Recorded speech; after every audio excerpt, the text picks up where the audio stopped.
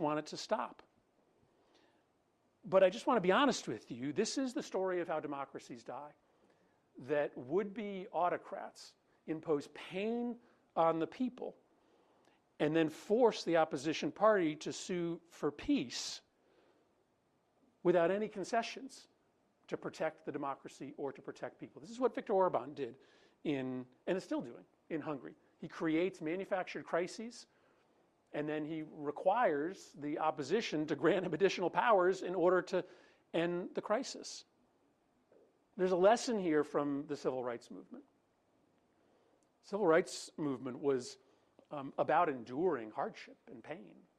Those civil rights leaders, they filled up the jails. They sacrificed their economic well-being during the bus boycott. They crossed that bridge in Selma knowing that they were going to get the hell beaten out of them. And what they were trying to do was to show the regime that their willingness to endure pain was greater than the regime's willingness to impose it. That is a very hard thing to do. And a really hard thing for somebody like me to tell the country they should do when they're the ones that ultimately have to endure that pain, which means we all have a collective responsibility at a moment like the shutdown to try to alleviate that pain in every way possible through the actions of state governments, local governments, and the private sector. But I wish I could tell you that there is a way to save this democracy that doesn't involve this country going through some very difficult times. But if you allow this president to weaponize our compassion against us permanently, it ends up just emboldening him. So that's a hard lesson that we have to learn. The Senate has to do better. We have to be more united and less fractured. That's a question for the caucus, but that's also a question for our leadership as well. So I'm here to tell you that I don't want to run from this moment. I want the Democratic caucus to be together because I don't know how we save our democracy if we aren't together. And so we have some hard conversations ahead of us. But we shouldn't lose track of the fact that for the families out there that are about to have their health care costs increased by 50%, 100%, 200%, there's only one party and only one person to lay the blame at the feet of, and that's Donald Trump and the Republican Party. They're going to have a chance in December, right? The silver lining of this agreement that was reached, to vote to suspend these astronomical, unconscionable premium increases. And we'll build a campaign over the next month to hold them accountable, to try to get them to vote the right way. And if they do, that'll be a good thing for the country and for families. But if they don't, then we have to make sure that everybody understands about who's responsible. And that effort, the build up to the December vote, the accountability project afterwards, that'll be a project that involves all of us working together. So I'm here just to be, honest and candid with you about the responsibility that my caucus has, the need for us to be better and to do better. But to tell you this, in closing, I've probably done most of my work around the anti-gun violence movement. And man, we suffered after Sandy Hook because for 10 years, nothing happened. Nothing happened.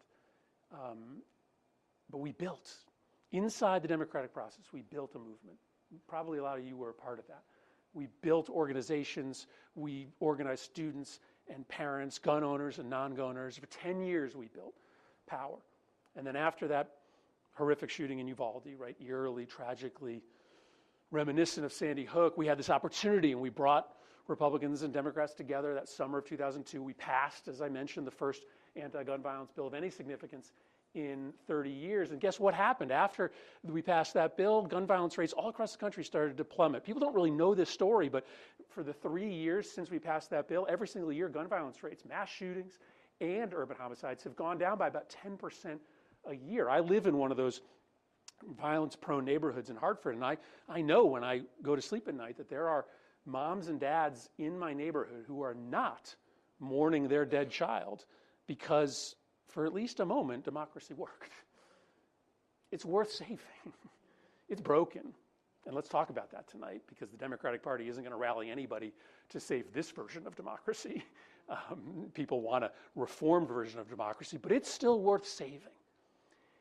And I wake up with that sense of anger, that sense of anxiety, that belief that my body has to perform better than we have. But I also wake up, and I'll end here with just this other feeling, and it's a strange word, but I wake up every day with like a little feeling of joy. And it's because, like, I could have been parachuted into any place in the world at any time, right? But I got dropped, and you got dropped into the world at this moment in this country, the greatest experiment in governance in the history of the world, at a moment where it is under siege, right? In some ways, what a gift that we are living in this country to begin with, but that we get to play a role in saving it for our kids and our grandkids. And so that's why I'm in New Hampshire, because you guys take democracy more seriously here than almost any other place. And it's why every room I've been in today has been packed. I'm here to be candid with you about my responsibility and my colleagues' responsibility to do better. But I'm also here to say thank you, because I think at the end of this fight, which is going to involve sacrifice, which is going to involve pain, but will also involve victory. And that'll be a story that we can tell our kids and our grandkids that we were here when we stood up and saved American democracy. So appreciate you guys having me tonight.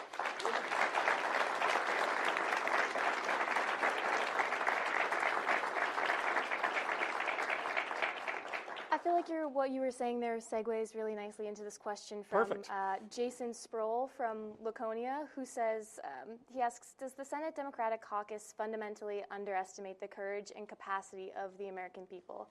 And Jason says that he feels like the party has failed him. Well, I mean, listen, I think it's a really important question. And, you know, what was remarkable to me was the number of federal employees who were calling our offices and saying, this is hard on us, right? This is really hard on us, but we feel like you have to follow through. Now, not everybody was sending that message, I'll admit to you that, but there were a lot of folks who were being harmed during this shutdown who believed in the end that the principle of protecting democracy was really important. Now, of course, the difficulty here was that there was going to be harm, and there is harm either way. The shutdown was terrible. It hurt people. But ending the shutdown without a protection for people whose premiums are going to go up, well, that's pain as well. It's both life and death pain, but arguably more life and death pain if 22 million people in this country have their premiums go up. I went down to South Florida with Elizabeth Warren and Tina Smith, senator from Minnesota, about a week ago, because there's more people on the ACA down there than any part of the country, and nobody's telling their story in Washington because they have, you know, representation in the Senate and mostly in the House who are just employees of Donald Trump. And the stories we heard there were just like heartbreaking. I mean, one woman who's got multiple malignant melanoma. Her husband has a really complicated form of diabetes that involves a lot of seizures. They have coverage right now through the Affordable Care Act. Their premium isn't going up by 10%, 20%, 50%. It's going up by 100%. Their premium is doubling. They cannot afford it for both of them. They can afford it for one of them. They have 4 kids. So what's the conversation they're having at home? Who's going to survive? Who isn't, right? I mean, that's a conversation in the richest, most prosperous country in the world we should never be having, but certainly not having as a consequence of a piece of legislation that took their health care in order to pass a giant tax cut for billionaires and corporations. That's fundamentally immoral. So the challenge here is that no matter what decision we made, hold out to get the tax credits taken care of or continue the shutdown, there was pain either way. But I do believe to the heart of the question that, well, not everyone in this country was willing to let this shutdown continue to go on. There were a lot of folks who understood what I was telling you, that if you allow a despot to weaponize our compassion against us, it never ends. It gets worse, not better, and that's the challenge going forward. Switching gears a little, we have a question from Patricia Pinsky in Bow, who says, how do we get money out of politics and our political campaigns? She's worried that it's corrupting the process. Yes. Well, so this, you heard me sort of hint at the importance of this conversation because I don't have a lot of like Monday morning quarterbacking of Kamala Harris's campaign. Like, what a tough job to get handed the nomination in the middle of the campaign. I thought she did a pretty credible job. But if I'm nitpicking, as I mentioned, I do think it's hard to get people excited to protect this version of democracy. This version of democracy is fundamentally rigged. It just is. It's corrupt at its core. The powerful, the corporations, the billionaires, they have far more power than any of you. And they have power because we've allowed money to corrupt our politics. And it's way worse today than it was when I got involved. When I got involved, at least all of the money, most of the money was public, so you could see who was trying to buy an election or trying to buy a vote. Now you can't see it. Yes, we still raise decent amounts of money in $3 and $4, $10 contributions, but most of the money in politics now, most of the money is anonymous money. You never ever see it. And when I got involved in politics 20 years ago, maybe 30 years ago, I remember campaign finance reform being a top 3 issue for Democrats. I remember us talking all the time about getting corrupt money out of politics. And somewhere along the last 20 years, that stopped being a calling card for the Democratic Party. And people noticed, such that in 2016, they actually believed that Donald Trump was the guy who was going to clean up politics. And part of the reason that our messaging about him being corrupt isn't resonant is because a lot of folks just say, the Democratic Party is just as corrupt as the Republican Party. And that's not true, but when we don't talk all the time about unrigging our democracy and doing whatever is necessary, by the way, to unrig it, yeah, you may need a constitutional amendment to get private billionaire money out of politics, but if we need to pass a constitutional amendment, let's pass a constitutional amendment, right?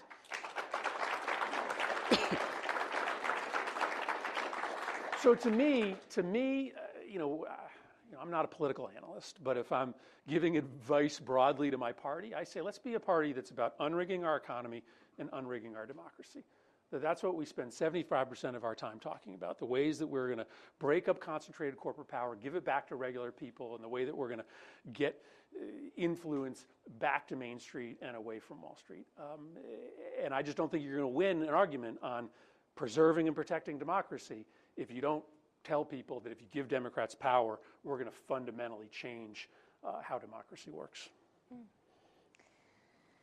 Question from Lena Nurk in Guilford, who wants to know, given that the current administration has dissolved the Office of Gun Violence and Prevention, do you have any strategy recommendations for those interested in gun violence prevention? So, this administration shuttered the Office of Gun Violence Prevention, not surprising. They have refused to spend a lot of the money that was in our piece of legislation. So the 2002 bipartisan Safer Communities Act, that's the bill that I'm talking about, had 5 changes in gun laws. But then it also had $13 billion of spending on mental health and school safety and community anti-gun violence programming. The administration has frozen a lot of the funding that goes out under the bill. But many of the other provisions of the bill are still being implemented. So we are still closing the domestic violence loophole that allowed for boyfriends to get guns after they beat up their girlfriends. We are still going after gun traffickers with a new law in that piece of legislation. There is still a waiting period on young people who are trying to buy assault weapons. So there are still portions of that bill that are still being implemented today. So that's good news. That's in part why gun violence rates are coming down.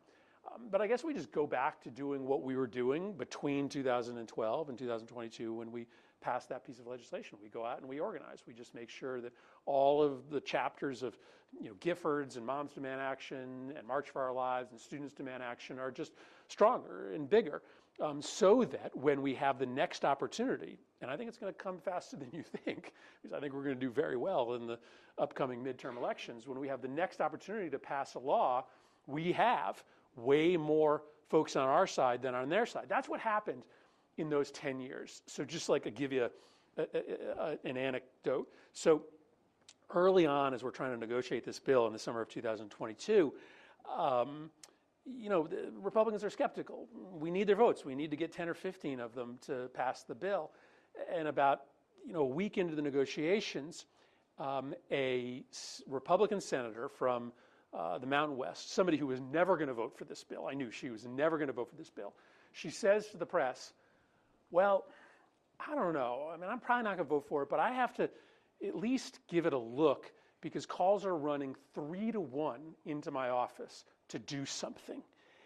Now, those calls, some of them were organic, but most of them weren't. Most of them were from the movement, right? That was political organizing that did that. And when she said that, the other Republicans that were much more likely to vote for the bill, it was almost kind of like a permission structure for them. And we did that because we spent 10 years when we knew we didn't have a great likelihood to pass anything. We spent those years organizing. And so, yes, it's going to be really hard to pass anything. Donald Trump's going to try to frustrate what we have passed. But if we spend this time organizing, we win in the midterms, as I think we will be in a position to build on what we passed in 2022 and save a lot more lives. On a related note, John from Nashua wants to know, how do we navigate the process of gun reform in a state like New Hampshire that is so culturally pro-gun? Yeah. So I am somebody that believes, and I know there's some debate on this question amongst progressive circles, but I'm somebody that believes that the Second Amendment in the Constitution does provide a private right of gun ownership. And I think you have to start there. That's my recommendation to people whenever I'm confronted with this question. What do you do in a more conservative state or a more conservative community to find that common ground? I think you have to start by telling folks what you don't believe in, right? Because if you're in some of these kind of closed information ecosystems on the right, particularly in the Second Amendment world, groups like the NRA and the even more radical groups like Gun Owners of America are telling their members all the time that my agenda is gun confiscation, right? They are saying, don't believe this stuff about universal background checks. That's just a way to get a list of gun owners that they can use to ultimately take all our guns away. So I think you have to start by telling people what we're not for. I believe everybody, who's law-abiding has a right to own a gun, to shoot, to hunt, to protect themselves. And what I want is pretty simple, just to make sure that only the right people have those guns, and the people who have serious criminal histories or serious mental illness can't. And that, yes, there's a handful of guns, a handful of weapons that really should be in the hands of the military and law enforcement. And I think if you start there, you're not going to get everybody, but you pardon the pun, you disarm, right? You disarm the most politically potent weapon that the other side has, which is don't believe what they say. They've really got a secret agenda. We have a question that came with no name. It's over the last year, we've seen millions of Americans stand up and say that we are not going to accept what Republicans are doing. They say the Senate Democrats who caved completely disempowered us. How can we keep the momentum going? Well, I mentioned one part of that story, which is, what the calendar has ahead of us. This agreement, which, listen, I was not a fan of. This agreement does allow, or require, I understand, a vote to extend these Affordable Care Act subsidies next month. Okay. Well, let's go and build a national campaign to put pressure on Republicans to vote for it. And if they don't, let's hold them accountable. That's a project that we can all be involved in together. So I think there are plenty of ways that we are going to be able to work together and that we can stay together. But yes, I do think you need to be honest with every member of our caucus that if we continue to split, if 10 or 15 of us continue to cross over and vote with Republicans, I think you are ultimately going to empower this administration to do more harm, not to mitigate the harm. So that's the conversation, a tough conversation that our caucus has to have. But I don't want the division that we had to stop us from the project ahead of us, which is to expose who he is. And by the way, every single day, he is giving us more material to expose who he is. What is he spending all of his time on these days? Building a ballroom and trying to cover up for child sexual predation. So we need to keep the focus on him, on his corruption, on this massive transfer of wealth from the poor and the middle class to the rich, while at the same time trying to do some work to make our opposition more effective. But the first task has to be the primary task. Do you think it's time for new leadership in the Senate, given the recent vote? I just think we have to do better.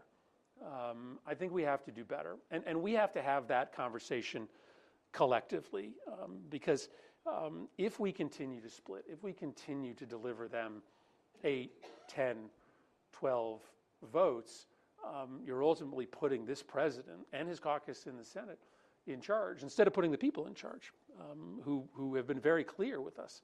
They want us to fight. So listen, I think we're going to have some hard, tough conversations in our caucus, but this isn't a problem that one person can solve. This is a problem that the 47 of us collectively have to solve. But no, of course, this is a question that involves all of us being better and more coordinated, but it's also a question that will require sharper, firmer leadership as well. We have another question with no name. What do you think is the winning issue for Democrats in 2026 and 2028? Well, I previewed for you a little bit what my theory is. Donald Trump has exposed himself as a fake populist.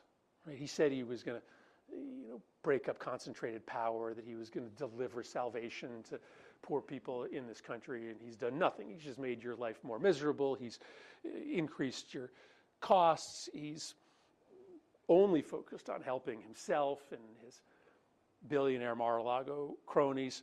Okay, that's an opportunity, but only if we seize upon it.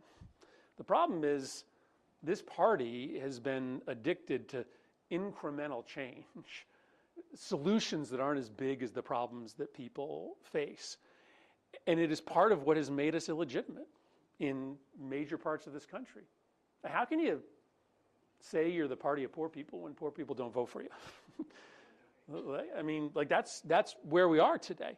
And it's in part because the ideas we have just aren't big enough. Right? $2, $3 increase in the minimum wage, that doesn't help everybody. A living minimum wage in this country is $20 or more. Right? We talk about level playing field between the unions and management. No, we should tip the playing field towards unions. Everybody in this country should have the opportunity, an easy opportunity, to join a union, to find collective solidarity, to bargain for better wages, for better working conditions. What was our message on prescription drugs? You probably can't remember it. It was that we're going to use the bulk purchasing power of Medicare to negotiate down the price of the 10 most expensive. You've lost, right? You've lost people. Cap the price of every single drug in this country. Limit the profits of the drug industry. Take these advertisements off the TV stations, right? There are some simple...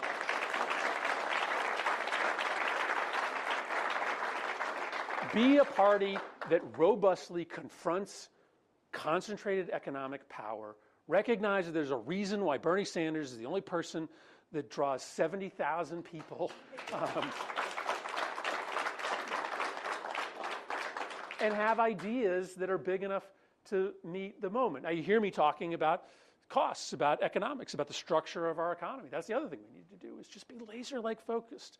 Whether you support Mamdani or not, he told you the path, which is to answer every question by talking about costs. And so if we're a party that is talking about breaking up concentrated economic power, unrigging the economy, and putting people back in charge of their democracy, unrigging our democracy, if we're talking about those two things, man, our coalition is big. Our coalition is big, and all those Republicans who now are starting to scratch their head and wonder if this guy really cares about anybody other than himself, they're going to feel a lot more welcome in the Democratic Party if we are talking every single day about those two twin issues. Okay, now here's the rub. Yeah, it means we're going to be a little bit of a bigger tent party, right? It means that we might have to be more comfortable than we are right now, having people in the tent that might not agree with us on all the social and cultural issues, that might not agree with me on guns, but if they're signed up for those two projects, unrig the economy, deconstruct concentrated power, and de-rig the democracy, then I want you in. I want you voting for us. I want you to be part of our coalition. Maybe I want to even nominate you to run for office. That's a hard conversation because this party has become kind of addicted to litmus tests, like lots of them. And that made us a pretty ideologically pure party, but it made us a losing party. And so that's my prescription is be laser-like focused on the economy and on democracy. Open up the aperture of who we're letting in, and don't be afraid to directly confront corporate power, consolidated power, and don't be afraid to have big ideas. We've got a Ukraine question. Yeah. Someone wants to know, is there anything that can be done to ensure weapons for Ukraine? Well, I mean, the good news is the Europeans are stepping up in a big way. Back before I spent all of my time trying to protect democracy, I used to do foreign policy. I actually, got the thrill of my life, which was in the early days of the crisis in Ukraine, John McCain, somebody who I disagreed with on way more foreign policy questions than I agreed with him on, he and I traveled to Ukraine 3 times in a very short amount of time to show bipartisan U.S. solidarity with Ukraine in those early days. And I think before this latest version of the war began, I think I had been to Ukraine more times than any of my colleagues. So I know the place well. The Europeans are stepping up. And my hope is that maybe we can find a middle ground with this administration to at least help Europe supply the weapons, right? Trump doesn't seem to want to sell them directly, but maybe we can use Europe as an intermediary. But he has made no request of Congress for additional funding or additional military assistance. Europe cannot foot the bill by itself. And of course, the reason that Putin offers no concessions when he meets with Trump, embarrasses Trump in Alaska, giving him absolutely nothing, is because he believes, probably correctly, that he can just wait the president out. And if that's the case, and Ukraine falls, I'm not a believer in a domino theory, but China is definitely going to watch our lack of resolve and move more quickly on Taiwan. The world order that has sort of preserved and benefited the United States for 75 years starts to fall apart. That's bad for everybody, but it is bad for the United States. I'll just put one caveat on this, and it is relative to John McCain. You know this, people in this country just don't believe the foreign policy elites in America when they say that a foreign crisis is worthy of American intervention, because almost every time they've told us that, we've gotten it wrong. They've gotten it wrong, whether it was on Vietnam or Iraq, or at least the length of our time in Afghanistan. The foreign policy consensus, the smart guys in Washington, are just viewed as fundamentally illegitimate in this country. So when they come around and tell you, well, no, this time Ukraine is really important, and this time they were right, the American people are like, listen, no thanks. So we have got to be a lot stingier about the use of our military force overseas moving forward, or we're going to be the boy who cried wolf. And nobody's going to want to go into battle with us. Nobody's going to want to support an intervention like Ukraine that is worthwhile when we've lied to them over and over again about others that have not been worthwhile. You've addressed a lot of aspects of this one already tonight, but someone is asking, many Democrats, they say, are not forcefully standing up to Republican obstruction and misinformation, and they want to know, what do you think the party can do to be more assertive in defending its values and communicating a vision? So a couple thoughts on this, and I'll get, I was telling some of the students here that I started out in campaign organizing long ago, so I still have some organizer genes or roots in me. So there's a few things. I had a colleague tell me a couple weeks ago that I was too alarmist, and that I was frightening people by telling them that we might not have a free and fair election in 2026. Some people say we're not going to have an election. I think we're going to have an election. Like, he's just going to rig the rules so that we don't have a chance to win. And one of my colleagues said, no, you're frightening people. I do not think the problem is that we are being too alarmist. I think the problem is that we are underselling the threat. I think you got to give the American people more credit. They are willing to rise to this moment, but you got to tell them the truth. And so I think that we are far too often sugarcoating what is happening today. This president is methodically and planfully weaponizing every aspect of the federal government to try to destroy the opposition party. He is doing it in a much more coordinated way than we could have ever imagined. Time is running short, and I do think you have to raise the alarm bells. So I think more alarmism is part of how we communicate to people the urgency of this moment, and trust that their reaction will not be to retreat or give up, that might actually cause more of them to come out and join us. Second, he floods the zone, we have to flood the zone. There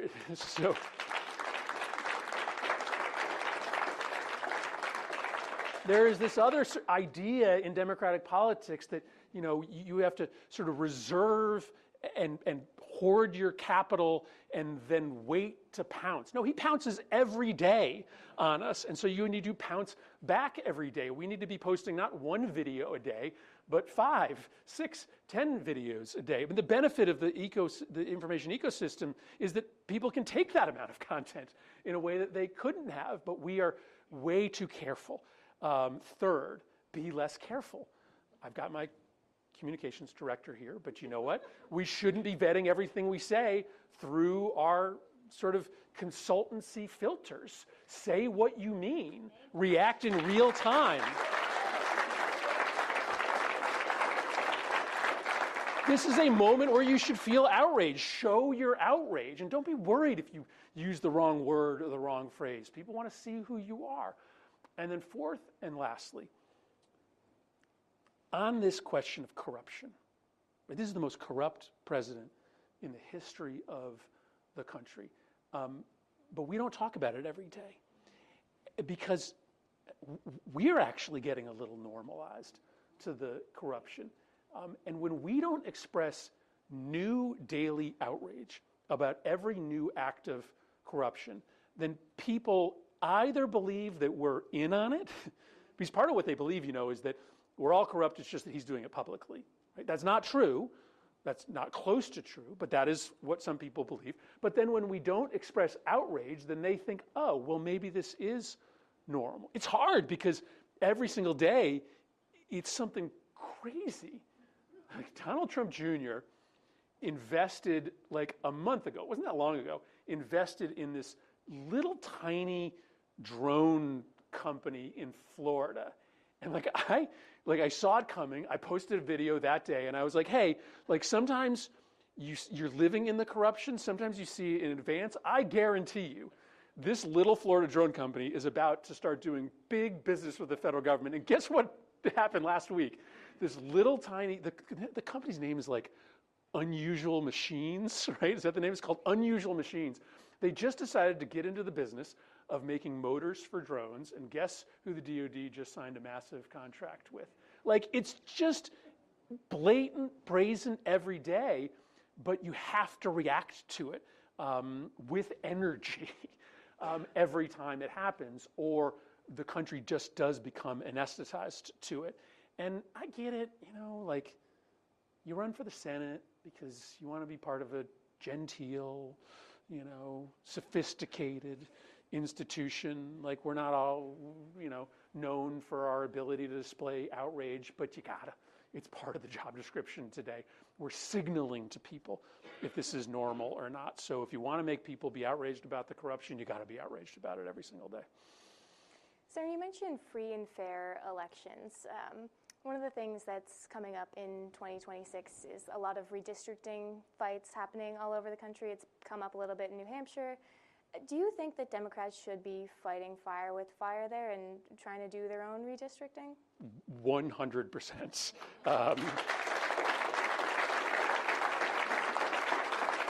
Yes.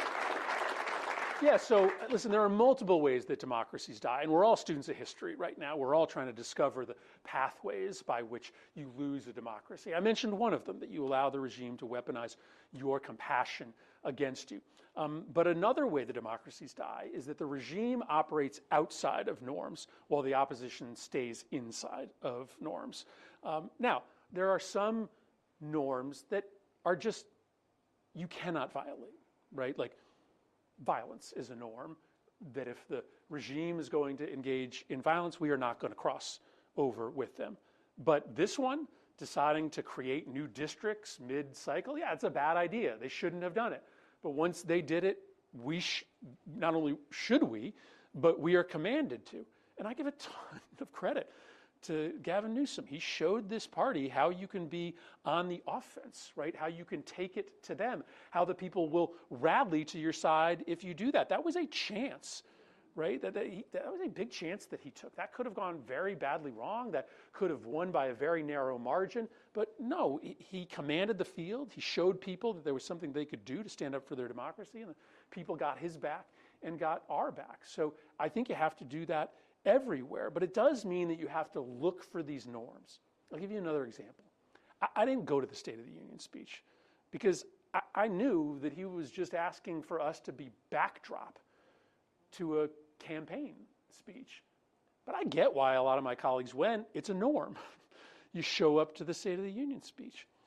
It's a small example of the ways in which you have to challenge yourself, because when you put this imprimatur of normality on the destruction of democracy, once again, it causes people to not rise to that moment. So yes, I'm all for democratic states doing what they need to do to counteract what states like North Carolina and Texas are doing. I think it's really one of the only paths we have to save the democracy.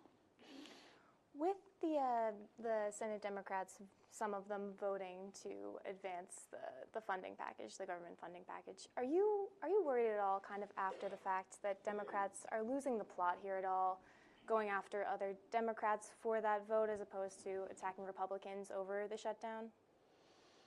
Well, I'm certainly not here calling out any of my colleagues by name. I'm just saying we've got to do better. Like, we've got to do better. I mean, we got to do better. And I think it'd be a mistake. And I believe what I said at the outset, which is that if you avoid this issue, you're not going to learn from it. You're not going to do better. I mean, the bar is really high. You got to be nearly perfect as an opposition party to stop a president this lawless, this brazen, this corrupt. Right? He's got the wind at his back in many ways, in that he has command and control of an incredibly powerful executive. Maybe a mistake that we made over the past 50 years building an imperial presidency. We handed the presidency, the executive branch, more and more and more power, not believing that this moment would ever come when the president would seize control and use every organ, every lever at his disposal to try to destroy our democracy. But he has more power than any previous president. He's now using it to try to compel loyalty. So we have to be almost perfect in our defense of democracy. We can't continue to break and to allow ourselves to be cleaved. As I mentioned to you earlier, to occasionally actually hand him additional power with bipartisan votes. That's malpractice. So, no, I don't want to spend the next month arguing amongst ourselves, but I do think in the immediate aftermath of that vote, we've got to be honest with each other that we have to do better. Rank and file has to do better, leadership has to do better, and you have to put pressure on us to do better. That's a healthy conversation, you know? Like, I don't know, I mean, you know those families where all the problems and the difficult stuff was just buried, right? It comes back up and, you know, bites you in the ass if you just compartmentalize everything. So let's have it out. Let's talk about it. That's why I'm being candid with you here tonight. Looking ahead to 2028, one of the things that's still up in the air right now is the primary calendar. Curious where you think New Hampshire should fall on that. Well, no,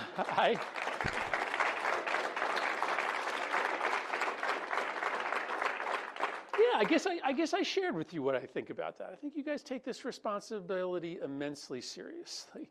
And I think that better factor in to the decision that the DNC makes here.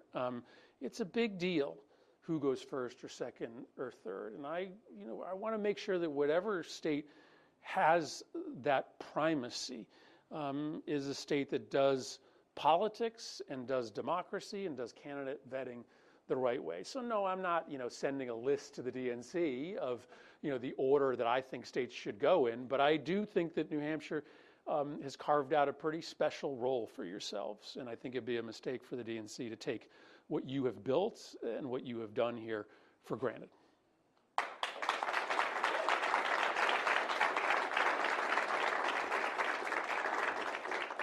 On 2020, you're here in New Hampshire, potentially an early primary voting state. You thinking about running for president? Is that something on the table for you? I'll be honest with you. I am not, in this sense. What a fool any of us would be to be planning to run in an election that may not happen. And I'm serious about that. All of our energy right now, all of our energy has to be on this project of saving our democracy. None of us should presume that there's going to be, again, a free and fair election where any Democrat has a shot to win in 2028. Listen, he wants a third term. He wants a third term. Maybe he doesn't exactly know how he's going to go about getting it, but he wants a third term. And if he doesn't get a third term, he does not want there to be any chance that a Democrat wins. People say, well, what do Republicans say to you quietly behind closed doors? Okay, there are a handful of them still in the Senate, Republicans, who know what he's doing is wrong. But they are the vast, shrinking minority of Republicans. What I'm here to tell you is that the modern Republican Party today has given up on democracy, right? Have given up on democracy. They have decided that if democracy can elect a Democrat, it's not worth it. Why? And this is the hardest part to say out loud. Because they believe that Democrats, capital D Democrats, are an existential threat to American identity.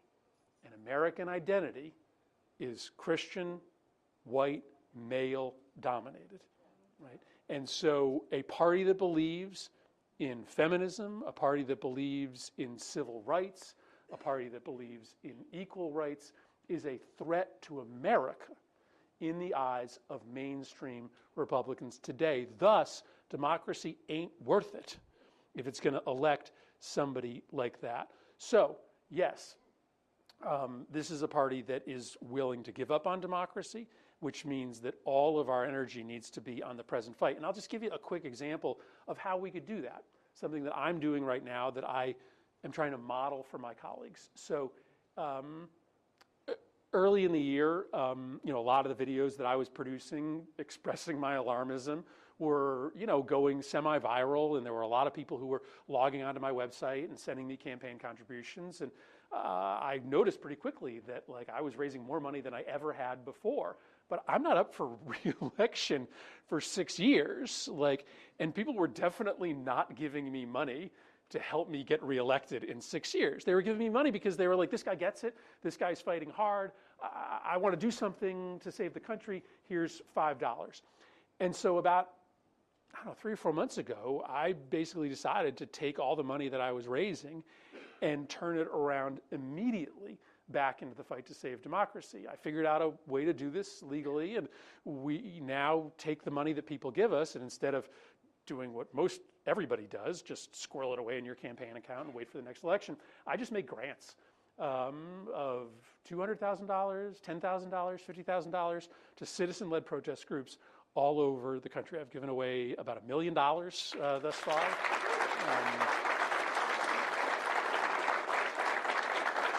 And I'm just saying to my colleagues, listen, what good is it to have a giant bank account for your election 4 years from now if the election doesn't happen? Spend, maybe not all of it, but spend some of your money now to stand up resistance. I mean, I gave a pretty sizable grant to a group of college students in Pennsylvania that just go around to college campuses and do registration and promise to vote drives. And they did that work in advance of the Pennsylvania Supreme Court election. I mean, they alone didn't turn the tide, but what if every major elected official in this country, senators, congressmen, governors, just decided to spend a portion of their money on supporting citizen-led protest right now, or a communications infrastructure that can beat what they do. If all of us did that, man, we'd be hard to beat. So it's a really long way of answering the question of why I'm here. But that's part of what I'm trying to do, is show people that as much as you may have political ambitions, put them on the side for right now and just be part of this fight. Really quick final question for you. Coming from Connecticut, curious if you're a Yankees or a Red Sox fan? I am a die-hard Boston Red Sox fan, so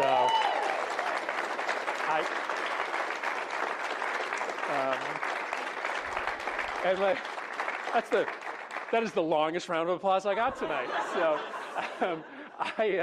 I was talking earlier about just being true and being authentic and telling people who you are. So when my first congressional seat when I was in the House of Representatives was Western Connecticut, which is all Yankees fans. And I spent those 6 years when I represented that district relentlessly trolling Yankees fans who were all my voters, and I did very well in that district, in part because people are well, as long as you're an authentic sports fan, I don't really care. But I am not a Patriots fan. I know, but you almost a heart attack. I am not a Patriots fan for two reasons. One, I just root for whoever my father rooted for, and the Patriots weren't around, so he was a Giants fan, a Celtics fan, and a Boston Red Sox fan. But I also kind of object to the idea that the Patriots are trying to make me root for them by calling themselves New England, right? You're a Boston sports team. Just call yourself the Boston Patriots. Let us decide for ourselves whether we're going to root for a Boston or New York team. But no, I'm a diehard Red Sox fan. We've got a very good crop of young players coming up. If this ownership group would just spend a little bit more money on our team and a little bit less money on their overseas properties, we could do very, very well in this next election, to tell you where my head is. This next season. So let me just finish where I began. It's been such a joy to be here today. I am seized by this moment.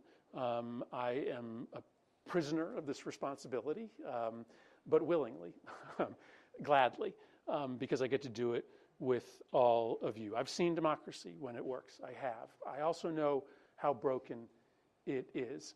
I know the peril that this country faces, but every single room that I was in today was packed full of people ready to do this work. You have important work ahead of you, a targeted Senate race here in New Hampshire that may decide the balance of power in the Senate, an open House seat that may decide who runs the Congress, a governor's seat that we can win, and governors matter more now than ever before. And of course, as usual, something to say about the broad national direction of the Democratic Party, and we need to reorient that direction as a party. We need to decide to stop losing. We need to decide to stop shrinking our coalition and build a bigger, bolder, and broader coalition. So this is an iconic place to be here at the Institute of Politics. I'm really grateful for your hospitality, and I hope you invite me back. Thanks, everybody. Appreciate it. Thank you. Thank you, guys. Thank you. Appreciate it. Thank you, man. Well done. Yes, thank you very much. Appreciate it. Hey, how are you? Can I give you a hug? Oh, sure. Good to see you. Good to see you. Oh, I hope you're so proud of your daughter. Oh, yeah. So, she is amazing. Hey, we're proud of you. Well, you know. You know, Where do you guys live? at Rochester, about an hour from here. Yeah, On yeah. the seacoast. Yeah. Oh, so you can smell the salt air? If I start coming up here more regularly. So, good to see you guys. So, very nice to meet you. Oh. State representative from Dover. Oh, Finn. Well, thank you for making the trip. I appreciate it. So I was meeting with your leadership today with Alexis and Matt, and excited about the possibility to win back the majority. That would be fantastic. Yeah. Well, good. So, hey, Shauna.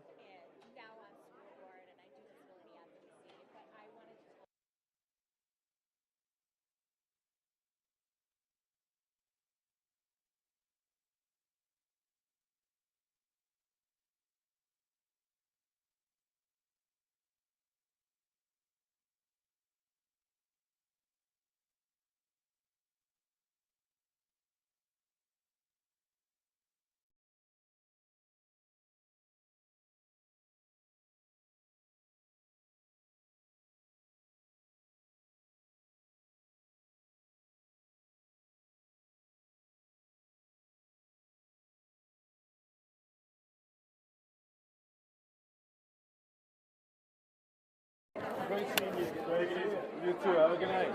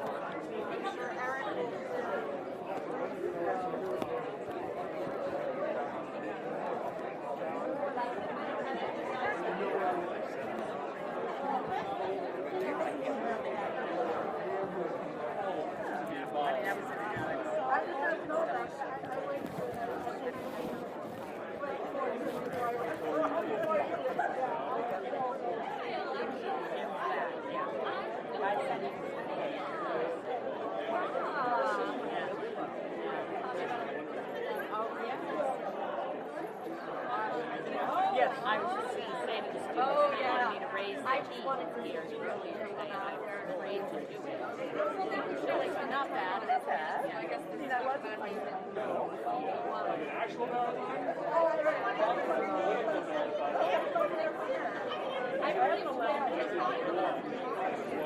we made that up a couple of years ago. I could just make up a lot of stuff. I mean, I could just make something up. Called the Jim Kelly. We got into politics. Paper shop was very successful. So we added Kelly for the name recognition to his name. Hey, Donna, I'm good. Yeah. Exactly. So I refused to add that part. It's like being called Joe Subway with that. I was like,